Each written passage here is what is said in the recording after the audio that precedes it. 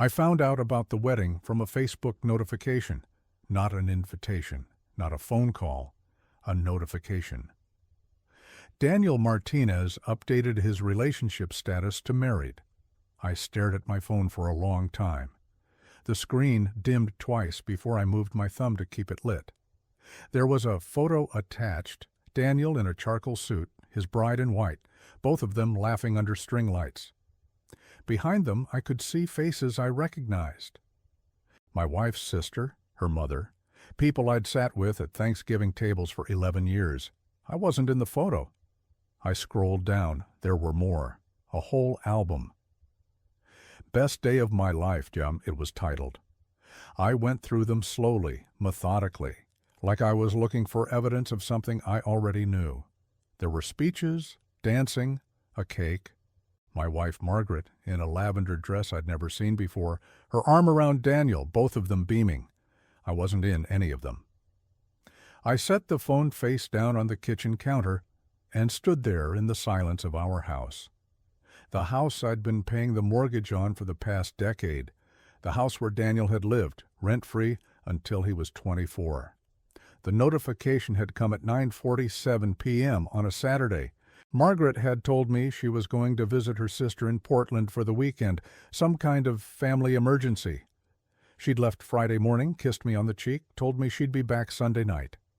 It was Saturday night. The wedding had clearly just ended. Portland was 3 hours away. Her sister's house was in the photos. In the background of one shot, I could see the backyard pergola I'd helped her brother-in-law build 4 summers ago.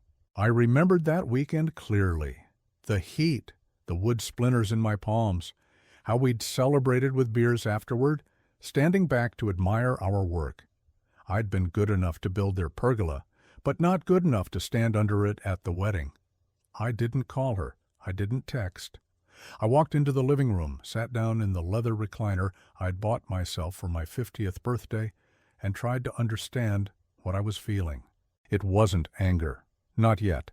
It was something quieter, something that sat in my chest like a stone.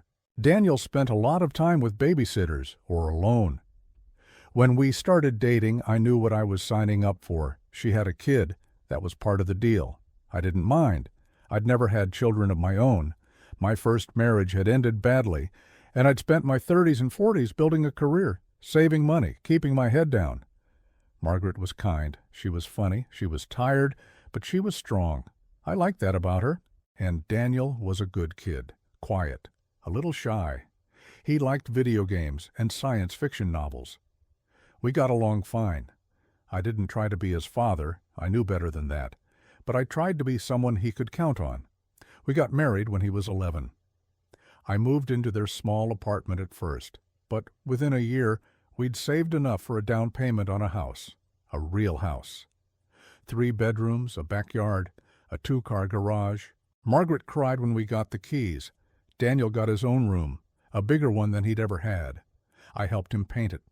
He wanted it dark blue, almost navy. We spent a Saturday afternoon together, rolling paint onto the walls, listening to a playlist he'd made. He didn't say much, but when we finished, he looked around and said, "This is cool, thanks." That was enough for me.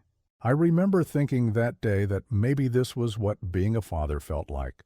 Not the biology, not the title. Just showing up, being present, making someone's life a little better.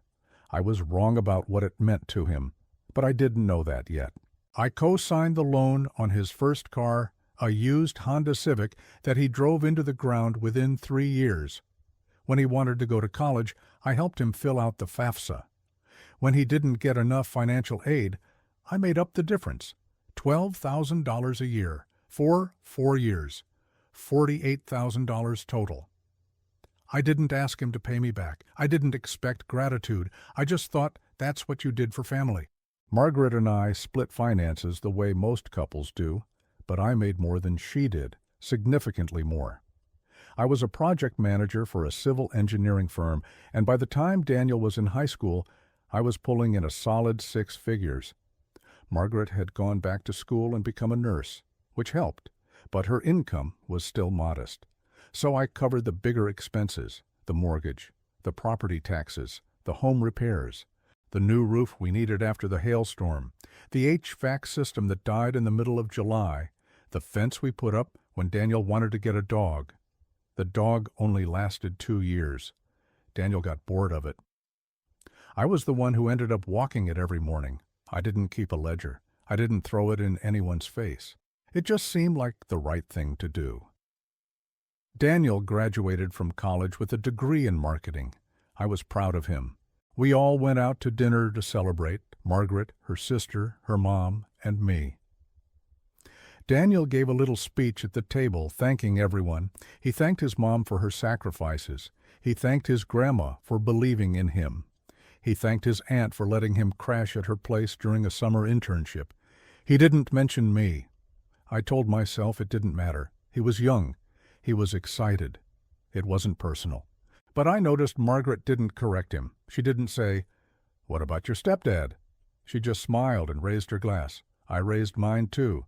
He had a job at a marketing firm downtown, but his salary was modest, and he had student loans, a car payment, a social life. He didn't offer to pay rent. Margaret never asked him to. And I didn't push it. I told myself he was saving, building a foundation. That's what you're supposed to do when you're young. But I noticed things. New shoes, expensive ones, Nike, Adidas, limited editions that cost $200–300 a pair, a new laptop, a MacBook Pro, $1,500. He said he needed it for work, but I saw him using it mostly for gaming and Netflix, weekends away with friends, ski trips, beach trips, concerts. His Instagram was full of photos of him at breweries, restaurants, music festivals, always smiling, always surrounded by people. Meanwhile, I was paying for the roof over his head, the internet he used, the electricity that powered his gaming setup, the groceries he ate without asking. I'd come home from work and find the kitchen a mess. Dishes in the sink, empty pizza boxes on the counter. I'd clean it up without saying anything. Margaret would say, "He's just busy. You know how it is." I did know. But I also knew that when I was his age, I didn't have anyone covering my expenses while I spent money on concerts and craft beer. I never said anything. Margaret would have been hurt. She would have accused me of resenting her son. And maybe I didn't want to admit that part of me did resent it, just a little. I found out when I saw the paperwork on her desk one day. "You co-signed his lease?" I asked. "He needed help," she said. "You know how hard it is for young people right now." "He could have asked me," I said. "I didn't want to bother you," she said. I didn't love that, but I understood it. She wanted to help him. That's what mothers do. What bothered me was that she didn't think to include me in the conversation, like it was her decision alone. Like I wasn't part of the equation. Daniel started coming around less after he moved out. At first, it was once a week for dinner, Sunday nights usually. He'd show up around 6, eat whatever Margaret cooked, stay for a couple hours, then leave. Then it became every other week, then once a month, then only on holidays. I noticed, but I didn't say anything. Margaret noticed too.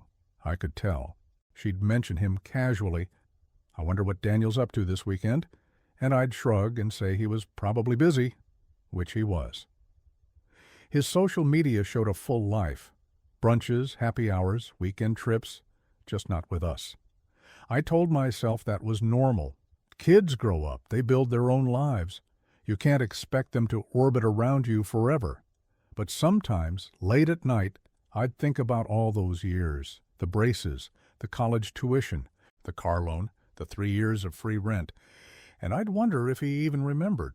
She started talking about dress shopping, about venues, about how she couldn't believe her little boy was getting married. I said all the right things. I congratulated Daniel over text. He responded with a thumbs-up emoji. Margaret told me I was happy for them, and I was, sort of. But there was something about the way Margaret talked about the wedding that made me uneasy. She kept saying, "we." As in, we need to start thinking about what we're going to wear, or we should offer to help with the costs. I assumed we included me. I started thinking about what I'd wear. I had a decent navy suit that still fit. Maybe I'd get a new tie, something modern. I wanted to look good in the photos. I thought about the speech I might give if they asked me to say something. Nothing long. Just a few words about watching Daniel grow up, about being proud of the man he'd become. I actually wrote a few lines down one night, practiced them in my head. I never got to use them. Linda was her sister, the one in Portland with the big backyard. "That'll be nice," I said. "Her yard is beautiful." "It is," Margaret agreed. "I think it'll be perfect." She didn't say anything else. I assumed we'd get more details later. An invitation, a save-the-date card, something. "Oh," she said, "right. I'll stay with Linda. There's plenty of room." "Should I book something nearby?" I asked. She hesitated, just for a second, but I caught it. "Actually," she said, "I think the wedding is going to be really small, like immediate family only. Daniel's keeping it super intimate." "I thought I was immediate family," I said. It came out more sharply than I intended. Margaret's face shifted. "You know what I mean," she said. "Blood family. His side." "I've been in his life for 14 years, I said. "I know," she said, "but it's his wedding. It's his choice." "Did he say he doesn't want me there?" "It's not like that," she said. "It's just complicated." "How is it complicated?" "Can we not do this right now?" she said. "I'm tired." I didn't argue. What would have been the point? But I felt it. That same stone in my chest. I went to bed that night and lay awake for hours. I kept replaying the conversation in my head, the way she'd hesitated, the way she'd said blood family, like 14 years meant nothing. Meetings with friends I'd never heard her mention before. One Saturday she left at 9 in the morning and didn't come back until 6. When I asked where she'd been, she said she'd been dress shopping. "Did you find something?" I asked. "Yeah," she said, "something lavender. I think Daniel will like it." "Can I see?" I asked. "It's at the tailor," she said. "I'll show you when it's ready." She never showed me. I didn't pry. I trusted her. I also didn't ask about the wedding again. If I wasn't invited, I didn't want to force the issue. I told myself it didn't matter. It was one day. I'd survive. But the silence around it grew louder. Margaret stopped mentioning it entirely. If I brought up Portland, she'd change the subject. If I asked how Daniel was doing, she'd give vague answers. It felt like a secret I wasn't supposed to know. I started to feel like a stranger in my own house. Like I was watching my life happen from the outside. She folded the lavender dress carefully and placed it on top. "How long will you be gone?" I asked. "Just the weekend," she said. "I'll be back Sunday night." "Do you need me to come with you?" I asked. She stopped folding, looked at me. "No," she said. "It's fine. Just stay here. Relax. You've been working so hard." She left on a Friday morning. I kissed her goodbye, told her to drive safe. She didn't look me in the eye.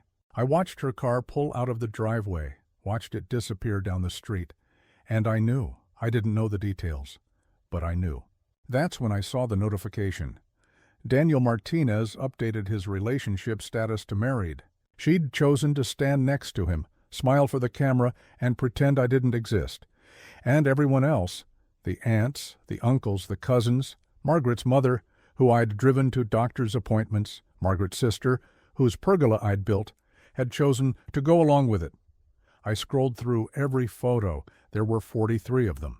I studied each one. The decorations, the flowers, the food, people laughing, dancing, hugging. In one photo, Margaret was giving a speech. She had a microphone in her hand. She was crying, happy tears. I wondered what she said. I wondered if she mentioned me at all. I sat in that chair for hours. The house was silent. Outside, I could hear the faint hum of traffic, the occasional bark of a dog. I didn't cry, I didn't break anything, I just sat there. And I started to think about the house, about the money, about all the years I'd spent trying to be someone they could count on, about what it meant that they didn't count on me enough to include me. "It was fine," as I said. "How's Linda?" "She's okay," Margaret said. "It was good to see everyone." "I'm sure it was," I said. She didn't catch the edge in my voice, or maybe she did, and she chose to ignore it. She went upstairs to unpack. I stayed in the living room. I didn't mention the photos. Not that night, not the next day, not the day after that. I wanted to see how long she'd keep up the lie. Over the next few days, I watched her carefully. She didn't say anything about the wedding, not a word. She went to work, came home, made dinner, watched TV. She asked me about my day. She kissed me goodnight. It was like nothing had happened, but I knew. And she knew I knew. I could feel it in the way she avoided my eyes, in the way she filled the silence with small talk, in the way she'd start sentences and then stop halfway through. She was waiting for me to bring it up. I didn't. I wanted her to feel the weight of it, the silence, the lie. On the fourth day, she cracked. "Are you mad at me?" she asked. We were in the kitchen. I was washing dishes. She was drying. "Why would I be mad?" I asked. "You seem distant." "Do I?" "Yes." I rinsed a plate, handed it to her. "I saw the photos," I said. She froze. "What photos?" "From the wedding." She set the plate down. Her hands were shaking. "I can explain," she said. "I'm sure you can," I said. "It wasn't personal," she said. "Daniel wanted it small. He didn't want me there," I finished. She didn't respond. "You lied to me," I said. "You told me it was a family emergency." "I didn't want to hurt you," she said. "So you lied instead." I didn't know what else to do. I turned off the water, dried my hands, looked at her. "You could have told me the truth," I said. "You could have said, 'Daniel doesn't want you at the wedding, and I'm going anyway.' At least then I would have known where I stood." "It's not that simple," she said. "It is that simple," I said. She started crying. "He's my son." "And I'm your husband," I said. "I know," she said, "but I can't choose between you." "You already did," I said. "Solely. I'd bought it before we were married, and when we got married, I'd never added her to the deed. It wasn't a deliberate choice. It just never came up. The mortgage was mine. The property taxes were mine. Legally, it was my house. Margaret had lived in it for 11 years. Daniel had lived in it for 8. But it was mine. I thought about the retirement accounts, the investment portfolio I'd been building for the past 20 years. Margaret and I had never combined finances entirely. We had a joint checking account for household expenses, but our savings were separate. Everything I'd built, my 401k, my brokerage account, my pension from the firm, was mine. I'd always assumed we'd share it, that when I retired we'd travel together, that if something happened to me, she'd be taken care of. But now I wasn't so sure. Why should I leave everything to someone who didn't think I was important enough to stand beside her at her son's wedding? "So, I wanted to talk to you about something," he said. "Okay." "Stephanie and I are looking at houses. We're thinking about buying." "That's great," I said. "Yeah. The thing is, we're a little short on the down payment. I was wondering if you might be able to help us out, like maybe a loan or something. We'd pay you back." I stood there in the garage, holding a wrench in my hand. I almost laughed. "How much are you short?" I asked. "About 20 grand, he said. $20,000, the same amount I'd spent on 1 year of his college tuition. "I know it's a lot," he said quickly, "but we've been saving, and we're so close. This house is perfect. We just need a little help. We'd draw up a contract and everything, pay you back with interest." "You didn't invite me to your wedding," I said. Silence. "What?" "You didn't invite me to your wedding," I repeated. "I wasn't there. You didn't want me there. That's not—" He stopped. "It was complicated." "How was it complicated?" "It was small. We had to make tough choices." "Your mother was there," I said, "your grandmother, your aunt, your uncle, your cousins, but not me." "Look, I don't want to get into this right now." "Then don't ask me for $20,000, I said. I hung up. My hands were shaking, not from anger, from something else. Relief, maybe. For the first time in weeks, I felt like I'd done something right. "Why would I give him $20,000? "Because he's my son," she said. "And I'm your husband," I said. She didn't have an answer for that. "You've helped him before," she said. "Why is this different?" "Because before I thought I mattered," I said. She flinched. "You do matter," she said. "Then why wasn't I at the wedding?" "I already explained—" "You didn't explain," I said. You made excuses. There's a difference. She was quiet for a long time. What do you want me to say? She finally asked. I want you to admit that it was wrong, I said. I want you to admit that you should have stood up for me, that you should have told Daniel, if my husband isn't invited, I'm not going either. I couldn't do that, she said. Why not? Because he's my son. And what am I? She didn't answer. I'd left everything to Margaret before. Now I split it between her and a few charities I cared about, animal shelters, veterans organizations, not out of spite, just fairness. I scheduled a meeting with my financial advisor. We talked about protecting assets, about what happens in a divorce, about trusts and beneficiaries. He asked if everything was okay. Just planning ahead, I said. I stopped paying for things that weren't mine. Margaret's car insurance had been on my policy. I moved it to her own. Her credit card, which I'd been paying off every month, I asked her to start handling. She noticed. Why are you doing this? She asked one night. Doing what? Separating everything. It feels like you're pulling away. I'm just making sure things are clear, I said. Clear how? Clear about what's mine and what's yours. She stared at me. We're married. It's ours.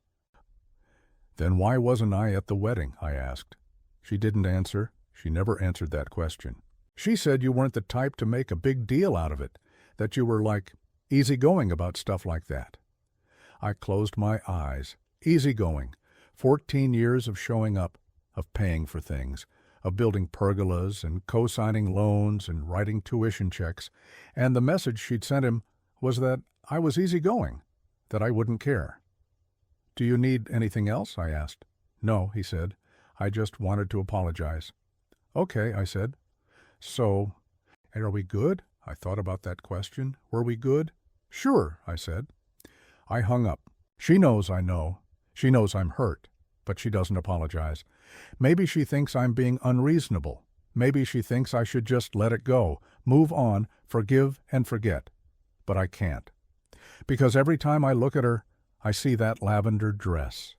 I see her arm around Daniel. I see the smile on her face in those photos, and I wasn't there. She chose that. She chose to go. She chose to lie. She chose to stand beside him while he excluded me. And that choice told me everything I needed to know. You'd be fine, he said. Financially, I mean. I thanked him and left. I haven't made any decisions yet. But I know this. I'm not invisible. I'm not an ATM. And I'm not going to keep giving pieces of myself to people who don't see me. Why not? Because I don't want to. That's not fair, she said. Fair? I said. You want to talk to me about fair? We can't live like this forever, she said. Like what? Like strangers. We are strangers, I said. You made sure of that. She didn't push it. I think about Margaret in that lavender dress, about the speech she gave, about how happy she looked. And I think about the fact that nobody, not one person, thought to ask, where's he? Why isn't he here? That tells me everything I need to know. I gave 14 years. I gave money and time and effort. I gave a home and stability and support. And in return, I got erased. Not dramatically, not violently, just quietly. Like I didn't matter enough to make a fuss over. Margaret's upstairs watching something on her laptop. I can hear the faint murmur of voices through the ceiling. I'm down here, in my chair, in the dark. I think about that wedding, about the photos, about all those faces I knew. Margaret's mother, who I drove to chemotherapy appointments when she was sick. Margaret's sister, whose pergola I built. Margaret's brother-in-law, who I helped move into his new house. All of them there. All of them smiling. All of them celebrating. None of them wondering where I was. I think about Daniel, about the little boy who wanted his room painted dark blue, about the teenager I drove to SAT prep classes, about the college graduate whose tuition I paid, about the man who asked me for $20,000 2 weeks after getting married without inviting me. And I think about Margaret, about the woman I married 11 years ago, the woman I trusted, the woman I built a life with, the woman who lied to my face and stood beside her son while he erased me.